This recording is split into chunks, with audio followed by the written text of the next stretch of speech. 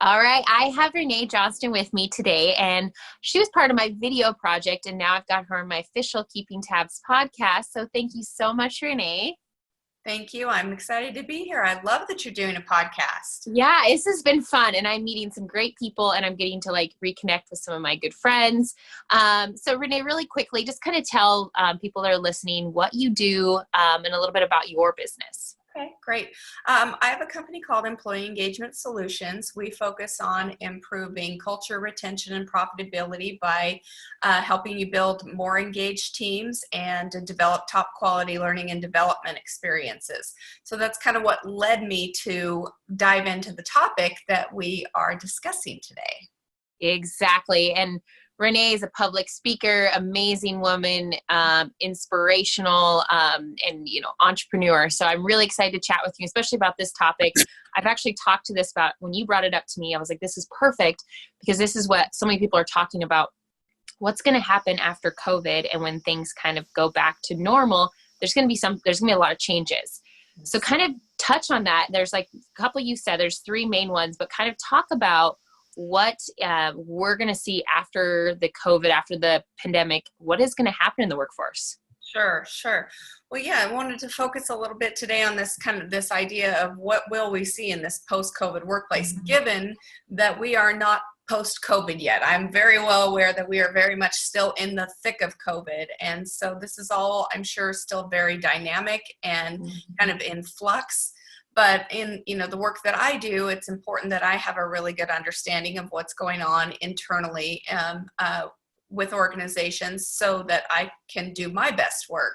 So I did some research of what the experts in the field are predicting we're going to see as a result of everything that's going on. I looked at work by Gartner and Deloitte and All Work, and as you mentioned, came up with kind of three main areas of change that we're going to see. And I thought we talk a little bit about those. Now I'm focusing on the human elements, and there is a lot that involves technology, whether it's data collection or artificial intelligence and aspects of that are not my area of expertise. Not to say they won't affect my work and it's all very interconnected, and it will play a significant role in the trends that we see, but not where we're focusing today.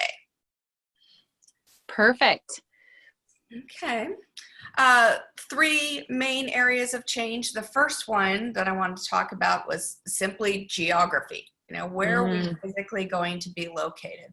I've already seen, obviously, a very, significant amount of change in that, with that aspect of work. So many people working remotely, primarily working from home. And we've seen major companies, leaders that we look to for trends in strong culture and highly functioning work environments like Facebook, Twitter, Square, Nationwide, making substantial changes in shifting toward a more remote workplace. And so, of course, that's part of it, working remotely or working from home.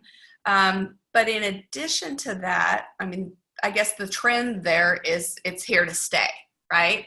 Oh, for sure. Yeah. I have friends that are talking about this. This is something I've just been talking to a couple of my friends. One of my friends works for World Health, and she's right in the thick of things, but she's like, yeah, I start my morning now at 6 a.m. because I talk to people over in Europe, and I'm done by midday. And she goes, I'm really productive and how much I get done.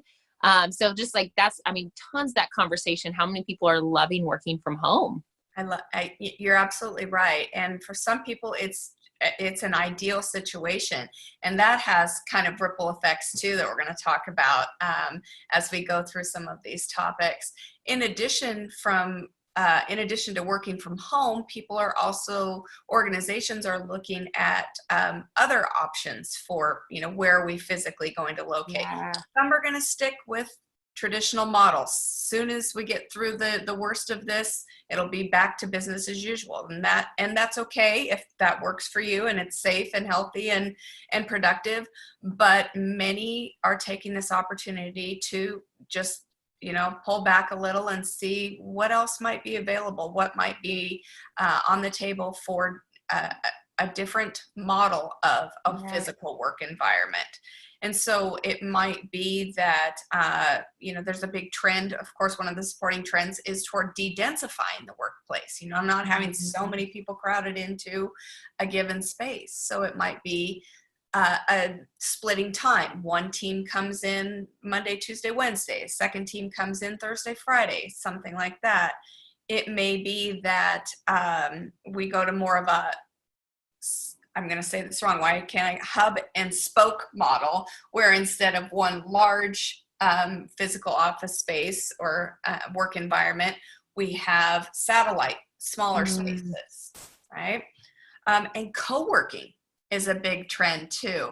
And I don't know if you've seen, Tabitha, we've had some really great co-working spaces that are available in our area and some new ones that have opened, but that offers so much opportunity for people.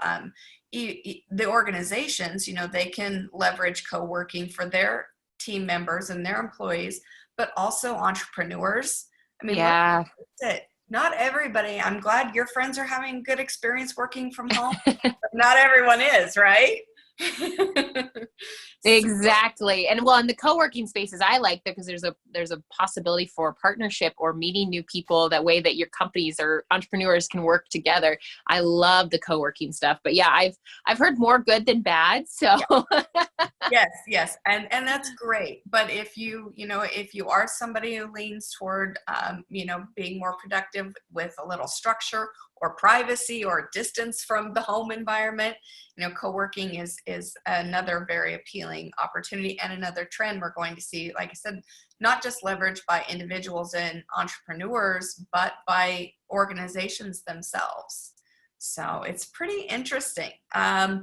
Another trend we're seeing in terms of the geography, and this is maybe a little off the physical environment, but in terms of the makeup of the workforce, organizations are leaning toward hiring more contingent workers, contractors and temporary workers and things like that. Oh, I get hired for that stuff all the time. People are like, I just need you to help me for the next couple of months. I'm like, I actually love it too, because it's just like a fun project. You get to help somebody and then they grow with it. Yeah, I agree. No, I get that. And you and I both, they call it the gig economy, right? And so, we both tend to benefit by that philosophy that organizations embrace, and they'll probably be doing it more and more. Now again, another aspect that we're going to focus on in a little more depth coming up is the focus on productivity and getting the work done, as opposed to some of the shall we say busy work that yes environment. So those are some of kind of the major trends that have to do with geography, and there'll be some kind of interesting ripple effects. What's going to happen in commercial real estate when so many organizations say are used to needing 40,000 square feet of office space, and now they need 10, or now they need none, and so it'll be really interesting to see what happens there. And I don't have a crystal ball. I'm reporting on what, people who have access to good resources and sources in general of solid information are expecting that we'll see coming up. Another aspect of the physical office environment that'll be interesting to watch is what happens with the design of spaces themselves. Oh, that's a great point. Yeah. Just like the more of the, I guess, comfortable. Mm-hmm. And I know that's been something, and, I've done a bunch of research and I've read a bunch of stuff about how much you need breaks and how much you need to because I don't get done great work if I'm sitting there for 8 hours. Feel like nothing. Yes, absolutely. And, I have a lot of friends and colleagues in architecture and design, and we've been having these conversations. I have a friend working on a new project for a financial institution, and there's some kind of cool cutting edge things from a design perspective that they're going to be integrating into this new space. And this is, as a result of what's going on in our world right now. So it'll be really interesting to watch and see what the model of a retail environment or bank environment, looks like in the next few years physically. That's a good point. Yeah, for sure. I didn't even think about that. The retail and bank. I mean, that's a whole different, those are two huge different sides of the spectrum and what they're going to look like. Yeah, absolutely. So the second area of change that I wanted to discuss with you was that we touched on it just briefly, organizations having a more intense focus on well-being. Now, we like to think that that's always been the case. That's organizations and leaders are doing that because it's the right thing to do. And primarily they are, but this has brought it much, much more front and center. So we're seeing, as a result of that, some of the trends we're seeing are that we expect to see and are seeing to some degree now, just a much more strongly focused on physical, mental, and financial security, beyond just providing PPE, really tuning into all of those aspects of well-being of their team members. I think you were on the webinar I did about keeping your team members engaged while working virtually. And we had a lengthy conversation about how important it is for leaders to really be tuned in to their team members, especially when working remotely and being more isolated and not having the social connection. And I think that is one of those behaviors and practices that has come about as a result of this that hopefully is here to stay and maybe a little bit of a silver lining. I know, it makes me think of, I always hear those, the introvert friends are like, go and check on your extrovert friends because they're struggling right now. Yes, indeed. Yeah, it's really important. Another trend under this heading of focus on well-being is revisiting and stressing the importance of work-life balance, right? I know we talk about that and we've been talking about it for years and it comes up in just about every conversation. But the fact is, if we're going to avoid burnout, organizations have to be mindful of their team members' work-life balance because when you're working virtually, and tell me if you're guilty of this, there's nothing that, there isn't that strong impetus to stop working and move on at 5 o'clock or 5:30. You're on a roll and before you know it, it's 8 o'clock or you're revisiting something or deciding to get back into your email at 10:30. And next thing you know, it's just out of whack. Oh, it's completely guilty of this, and especially as I think entrepreneurs or people that, and I work with the nonprofit stuff. It's like when something needs to be dealt with, I need to just deal with it. And so, it makes that it's spot on. I'm very guilty of that. Yeah. And part of that, the focus on well-being, obviously a lot of the discussion that we hear, in the news or that's kind of public discussion is what businesses are doing for their customer and their safety. And certainly that's of primary importance, don't get me wrong. But the well-being that we're talking about today in terms of the trends we're seeing is, really what is it that we're going to be doing for our team members? What are we going to be able to see organizations focusing on internally that enhance and support the idea of the best of well-being in of the team members. So another supporting trend of that will be to really examine the organization's values, right? Mm-hmm. Are they walking the walk or is it just talk, right? The policies, do leadership, do they model behaviors that reflect values that support this idea of a focus on well-being, right? And most organizations claim to have those, and usually the intention is to support those. But again, it's just more front and center now than I think it ever was. Oh, and I have worked for places that you don't call in sick unless you're like dying, or you're like, well, I don't really have a fever, but I feel pretty good. But I also like have this horrible headache. Like, I've always just like you unless you're dying, you don't call in. And now it's completely different. Like they're like, if you even have a scratchy throat, you stay home. Like, you know what I mean? It's Yes. completely different. Yes.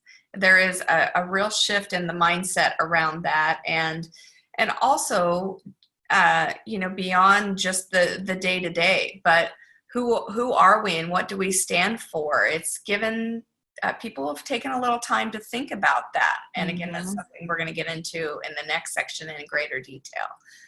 The last well, maybe I'm interrupting you, but is there like also on like health, like as in more fitness stuff, more of those kinds? You're probably going right into that, and I just jumped ahead of you. That's my next trend. The next trend of well-being, and focus on well-being has to do with the amenities of that physical environment. Okay, what sort of amenities are we going to be? Maybe it's we can't go to the gym so much right now. So I was going to say gym memberships versus in on-site workout facility, but it might be some sort of exercise that they're making available to their team members, or just spaces that have more open air, fresh air, or maybe they're more private. You've got little hermetically sealed spaces, but also just in terms of encouraging well-being, maybe it's more healthy food available in the cafeteria or the break room. All of those type of physical amenities that, again, support this idea of encouraging the well-being of their team members. Yeah, I know a few companies that support those kind of things. They get a discount on stuff if they have their Fitbit challenges, or that they have been a part of some kind of mental health or well-being program. So I know that the like companies will offer bonuses or discounts or things like that if they are involved in those things too. Absolutely. And it's a win-win. And some organizations, as you mentioned, have been doing this for a long time, and it is really part of their core values and what they believe in. And others will be working toward, again, it being more of a priority and something that is becoming more a part of their core values, and their workforce will respond positively to that. Yeah, and then they're going to get good employees from all of this. I mean, you know that, but I've been seeing a bunch of people hiring right now that are like web designers or like brand people, or I've just been seeing all these companies hiring. So if you're not offering all these great things and these things to these employees, you're going to lose some of the good ones. For sure. Absolutely. And so those physical amenities and the organizational values are part of what makes a workplace attractive to a potential employee. And interestingly enough, that's our next section. But to kind of wrap the focus on well-being, again, we hope that organizations are always doing this because it's the right thing to do.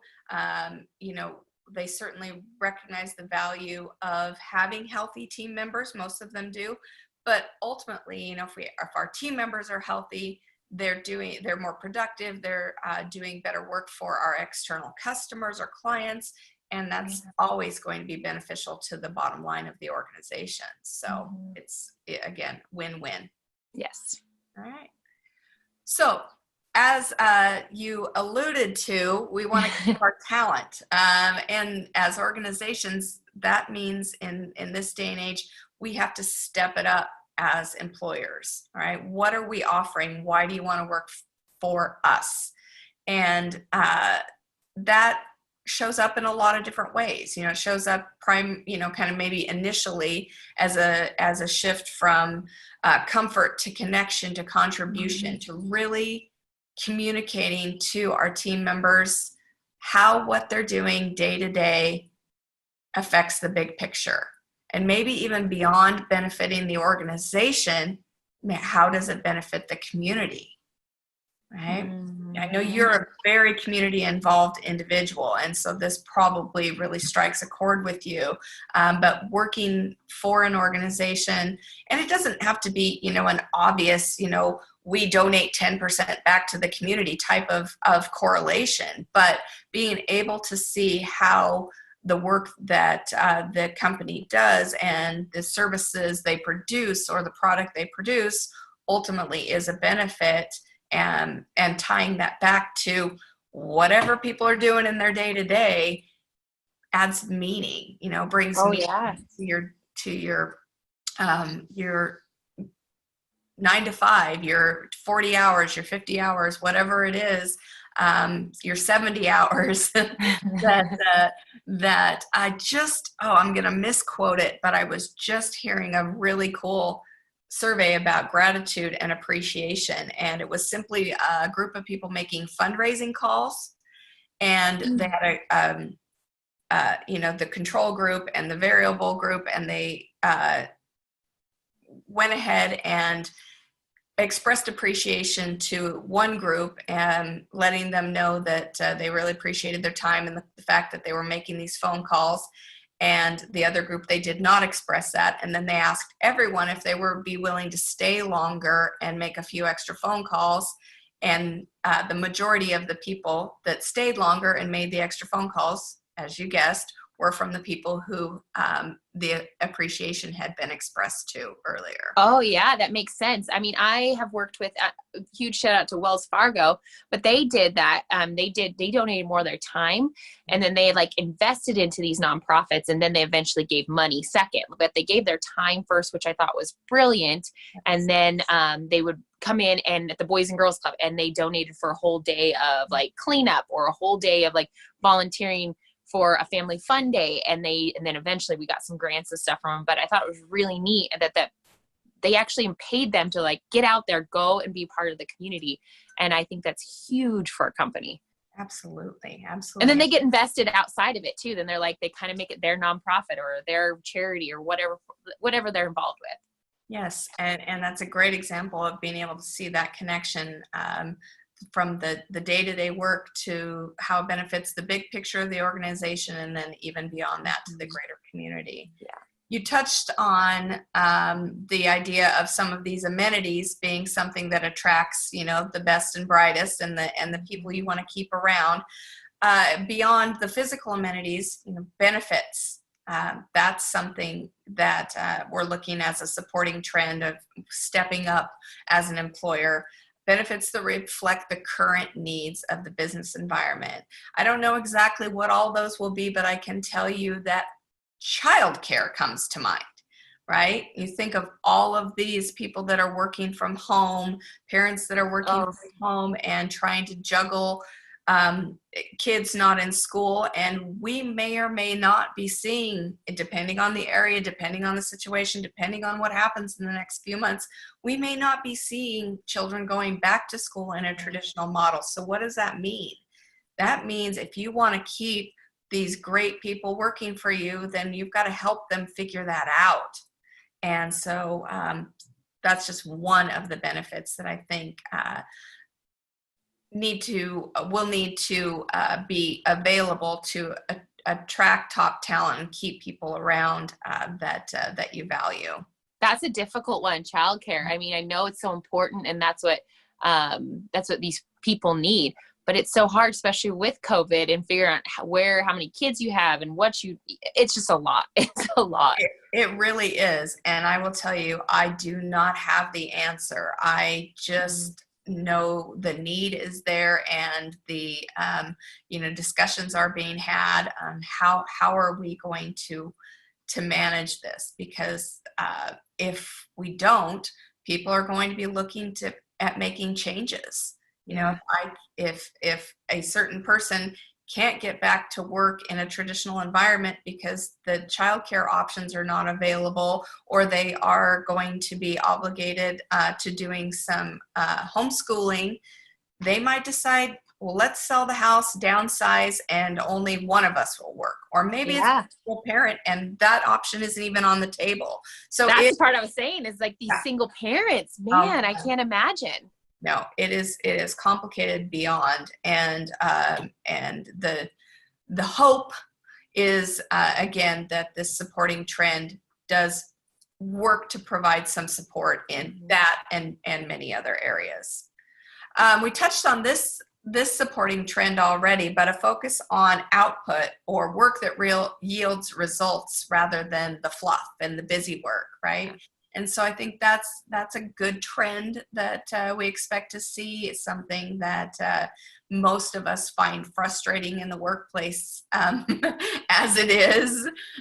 So focusing on output and getting things done rather than the number of hours that you put in or how many meetings you attended. If you out meeting your coworker, your co-team lead, and that kind of thing.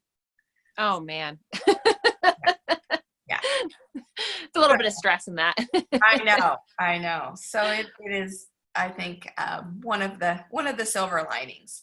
And all of these trends, in terms of this third area of change, stepping it up as an employer, all of these trends that we've talked about have come about. This need to step it up as an employer has come about as a result of people having this time to think, right?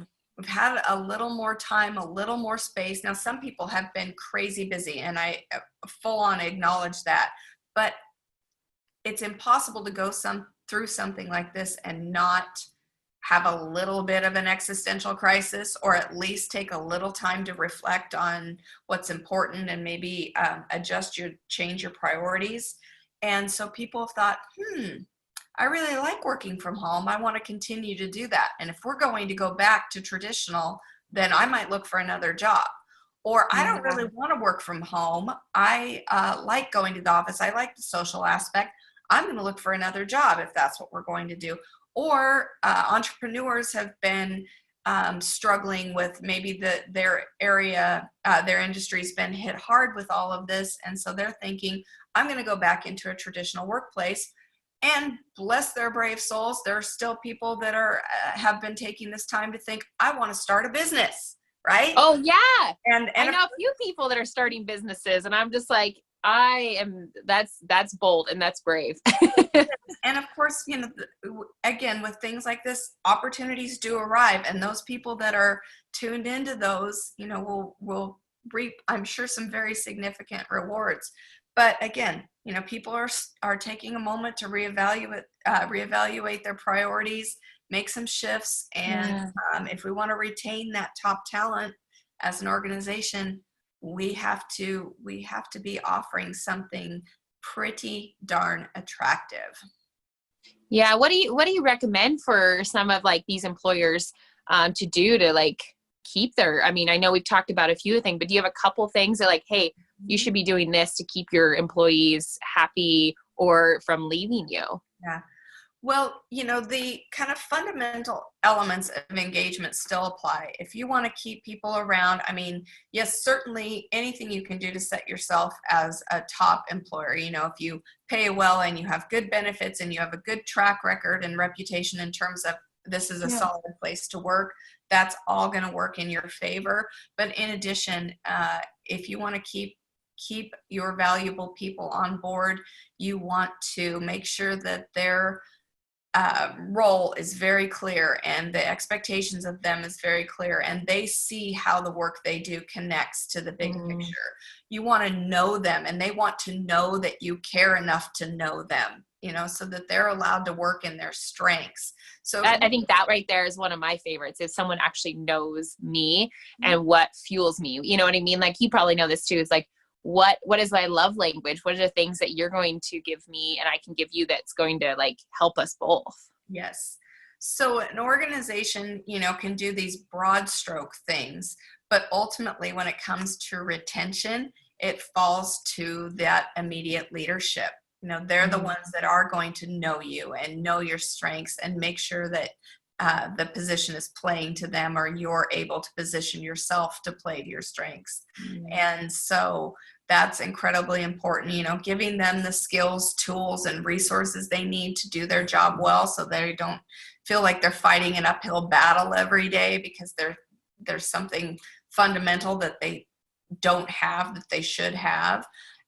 Empowering them, giving them the room to shine, and then, just an ongoing relationship of coaching and following up and staying tuned in, and consistency, so that people feel like they have a safe environment. They can trust what's going to happen the next day. And more so now than ever, because things are changing. Things out of our control are going to be changing all the time. And so to know that at the very least they can rely on the values of the organization and the people that they work with most closely. So yeah, perfect. Yeah. So did we hit them all? We did. Those are those three areas of change, the geography, the physical environment, a shift to a stronger focus on well-being, and then the need to step it up as an employer. And so those are kind of the three major areas, and then touched on those supporting trends. Yeah. And again, it's just a drop in the bucket. If this thing has taught us nothing, it's that nothing stays the same, right? How we see things today maybe and how we're reacting to things today may be completely different tomorrow. But I think there's good stuff here. Oh, I think there's some positive. There's a lot of positive to what's going on. It's just if you're willing to change and adapt and see things differently in new ways. And so you go into these companies and you help them with these things exactly, and you help their management and their employees and those kind of things. How can people get a hold of you if they want to hire you or work with you? What is the best way to get a hold of you? Well, thank you. Really easy to find. Our website is employeeengagementsolutions.com, and all the contact information is there. I am hosting a webinar on this very topic Thursday the 16th at 9 a.m. Pacific. And so with that, I'm going to share a lot of the same information, but what I really hope to do is to hear from other people that are leaders in their industry and their organizations, and talk about what they're seeing and what they're struggling with and what's working for them, and some of the good, bad, and ugly of it all. Yeah. So what do people expect when you come in and work with their team? Everything that we do is custom designed to fit the organization. So we spend a lot of time getting to know the stakeholders involved, who called, who wants to bring us in, and getting to know the organization as much as possible, the dynamics, some of the history, and so that whatever recommendations we make are based on a solid understanding of their real world scenario. It's not just coming in and doing a blanket set of trainings or something like that. Oftentimes, training is a great support mechanism and a great, educational tool that helps move people through situations, but nothing like that is ever prescribed, for lack of a better word, until we have really spent some time analyzing the circumstances, getting to know the players, and taking it from there. Awesome. Well, thank you so much, Rene. And like I said, I'll tag her and everything. So if you need to get a hold of her, please do. And this was great. Thank you so much. Yeah, it was my pleasure. Thanks for having me. Thanks for listening to Keeping Tabs. I'm Tabitha Kroc, and every Monday I release a podcast about different community members here in North Idaho. And then we end the weeks on Fridays with a podcast about the things I'm passionate about: outdoors, adventures, sports, the van life, and even current events. So if you like what you heard, make sure you subscribe to my YouTube, Spotify, or iTunes. Thank you again. Now go be kind and do something great.